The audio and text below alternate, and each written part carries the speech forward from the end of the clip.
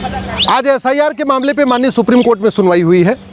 पहले मैंने मांग किया हुआ कि एसआईआर पूरे देश में होना चाहिए, रेगुलर इंटरवल पे होना चाहिए। दूसरा, मैंने ये भी कहा है माननीय सुप्रीम कोर्ट से कि जिन 5 राज्यों में अगले साल चुनाव है 2026 में मई में, असम, बंगाल, तमिलनाडु, केरल और पुडुचेरी, वहाँ तत्काल एसआईआर की प्रक्रिया शुरू होनी चाहिए, जिस पे इलेक्शन कमीशन ने भी हाँ कर दिया है कि वो एसआईआर की प्रक्रिया शुरू करने जा रहे हैं।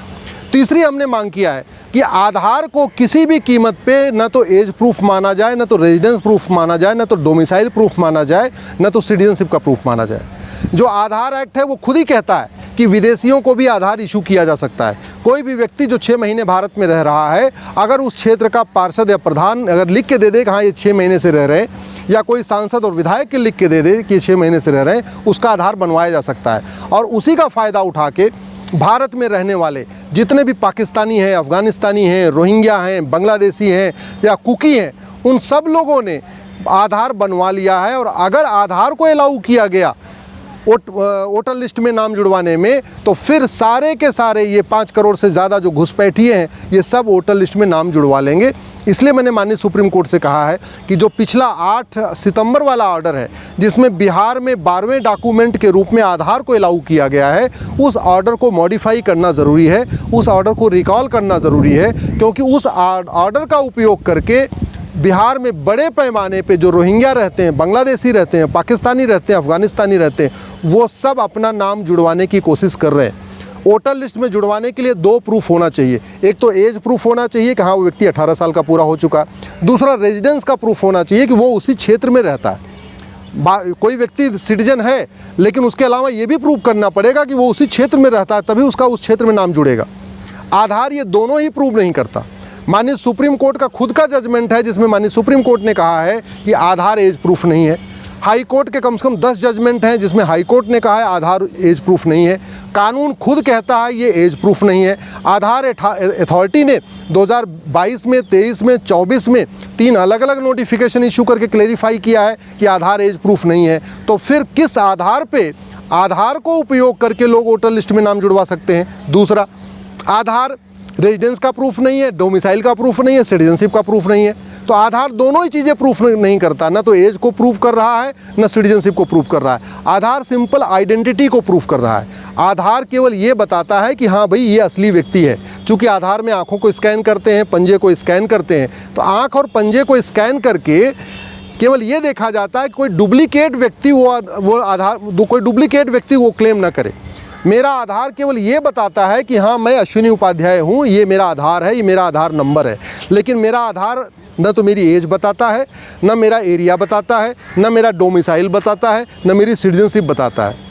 भारत में जितने भी विदेशी जो दूतावास बने हुए हैं, एम्बेसीज बने हुए हैं, सबको आराम से आधार बनता है, क्योंकि ये कानून में लिखा हुआ है, ये आधार एक्ट में लिखा हुआ है कि जो भारत में 6 महीने से ज़्यादा रहेगा उसको आधार मिल जाएगा।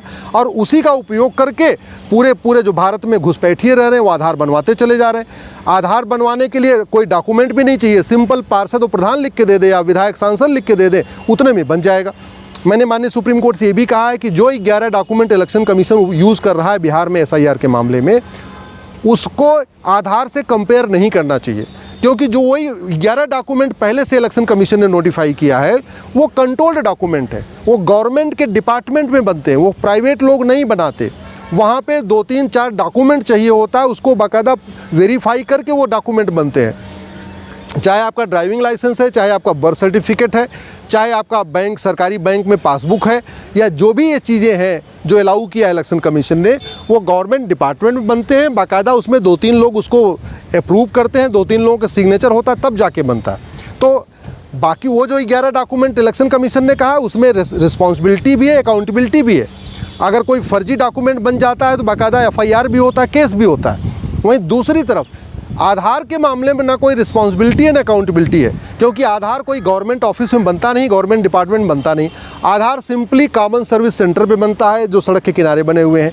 आधार प्राइवेट लोग बनाते हैं, उनका गवर्नमेंट एम्प्लॉई भी नहीं होते, वो कॉन्ट्रैक्ट एम्प्लॉई होते हैं, ठेके पे उनको रखा जाता है, उनको आधार का बनाने का टाइम दे दिया जाता है, कुछ कमीशन लेके वो आधार बनाते रहते हैं। आधार बनाने के लिए कोई डॉक्यूमेंट भी नहीं चाहिए, सिंपल पार्षद प्रधान का लेटर हेड चाहिए। इसलिए आधार को बाकी 11 डॉक्यूमेंट से कंपेयर करना ये ठीक नहीं है। और अगर आधार को अलाउ किया गया एसआईआर की प्रक्रिया में वोटर आईडी बनवाने में, तो फिर सारे के सारे घुसपैठिए भारत के वोटर बन जाएंगे, कोई एक भी नहीं बचेगा, चाहे वो पाकिस्तानी हो, चाहे अफ़गानिस्तानी हो, चाहे रोहिंग्या हो, चाहे बांग्लादेशी हो, चाहे कुकी हो, सब वोटर लिस्ट में नाम जुड़वा लेंगे, क्योंकि सबने आधार बनवा लिया है। बड़े आराम से आधार 2-2 हज़ार रुपये में बनता है, कॉमन सर्विस सेंटर पे बनता है, पार्षद प्रधान बनवा रहे हैं। इसलिए इसको उसी के खिलाफ मैंने आज एक एप्लीकेशन फाइल किया था माननीय सुप्रीम कोर्ट में। मेरी उस एप्लीकेशन पे कि आधार अलाउ नहीं होना चाहिए, उस पे इलेक्शन कमीशन से जवाब मांगा है। इलेक्शन कमीशन अपना जवाब दे देगा तो मैं तत्काल इस पे अर्जेंट हियरिंग की मांग करूंगा और रिक्वेस्ट करूंगा माननीय सुप्रीम कोर्ट से कि जो उन्होंने 8 सितंबर का ऑर्डर था जिसमें आधार को 12वां डॉक्यूमेंट के रूप में बिहार में लागू किया है, उस ऑर्डर को रिकॉल करें, उस ऑर्डर को मॉडिफाई करें, नहीं तो पूरी की पूरी बिहार में एसआईआर की प्रक्रिया डिरेल हो जाएगी। और अगर पूरे देश में इसको अलाउ किया गया तो पूरे देश में डिरेल हो जाएगी। आज की डेट में 5 करोड़ फर्जी वोटर हैं भारत में, उसमें बहुत सारे ऐसे हैं जो इस दुनिया में नहीं है, बहुत सारे ऐसे हैं जिनका 3-3 4-4 जगह वोटर आईडी में नाम चल रहा है, और ज़्यादातर उसमें संख्या ये है वो बांग्लादेशी हैं, रोहिंग्या हैं, कुकी हैं, पाकिस्तानी हैं, अफ़गानिस्तानी हैं, जो गलत तरीके से भारत में घुसपैठ करके आए हुए हैं और वो आधार बनवा के अपना पूरा वोटर लिस्ट में नाम जुड़वाना चाहते हैं। इसलिए उनको रोकने के लिए ज़रूरी है कि इलेक्शन कमीशन बाकायदा सिटीजनशिप चेक करे और सिटीजनशिप चेक करने के बाद ही किसी का वोटर लिस्ट में नाम जोड़े।